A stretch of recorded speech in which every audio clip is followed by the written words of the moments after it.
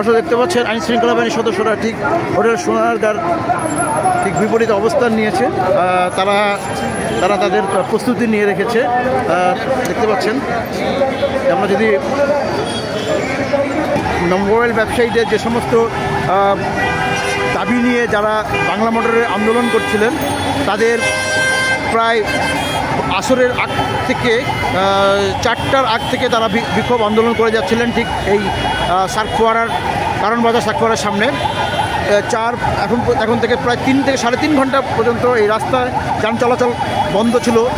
এখন এই মুহূর্তে উভয় পক্ষের তারা আন্দোলনকারীরা তাদের এই আন্দোলনটাকে তারা উঠিয়ে নিল এবং আগামীকালকের আলটিমেটাম দিয়ে তারা আন্দোলন থেকে তারা সরে গেল এবং তারা কারণবাজারে যে সমস্ত রাস্তা অবরোধ করেছিল সেটি ছেড়ে দিল।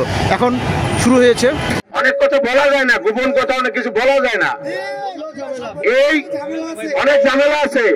এরপরে আমরা আরেক জায়গায় গেছি না, আরেকটা জায়গায় তো আমরা গেছি, এই প্রসেসের বাইরে একটা জায়গায় আমরা আসি না, এটা অনেকেই জানেন আপনারা।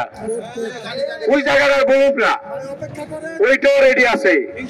বাইরে আমার আমি যেটা বুঝি আমার ক্ষুদ্র জ্ঞানে আল্লাহর কসম লাগে, আমি যা বুঝছি এ নিয়ে আর শেষ হয়ে গেছে। যদি এবং লাস্ট কথা হয়েছে আগামীকালকে যারা বসবো 4টা বাজে, ওই যে ইয়েরা, তবে একটা জিনিস আমরা পাইছি, ওই যে যারা ওনার অ্যাসোসিয়েশন, ওই যে ইম্পোর্টার, তার সভাপতি বলছে যে না, তাকে 3 মাস টাইম দরকার। এটা আমাদের জন্য অনেক পজিটিভ হয়েছে।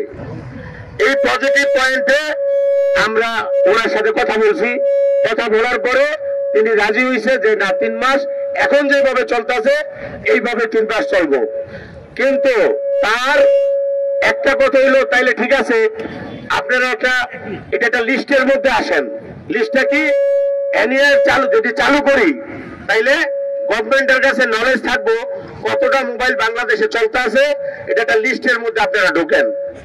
তা আমরা বললাম, ওই যে রহিম যে কথাটা বললো যে আপনারা যদি আমার সিকিউরিটি আপনারা নিয়ে যান তাইলে কি হইব, এটার জন্য আইন হইতাছে, রিসাইকেল হইতাছে।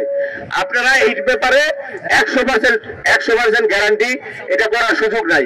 আমি উদাহরণ দিছি, আর ভাই বাংলাদেশ ব্যাংকের 8,000 কোটি টাকা লেগে গেছে, আপনি কেমনি সেভ করবেন? এবং মুঠোফোন ব্যবসায়ী এবং ব্যবসায়ীরা তারা রাস্তায় টায়ার জ্বালিয়ে এবং লাঠি কাঠ জ্বালিয়ে তারা বিক্ষোভ প্রদর্শন করছে। আপনারা দেখতে পাচ্ছেন যে ঠিক সার্কফোয়ারার সামনে বিক্ষোভকারীরা এখানে অবস্থান নিয়েছে।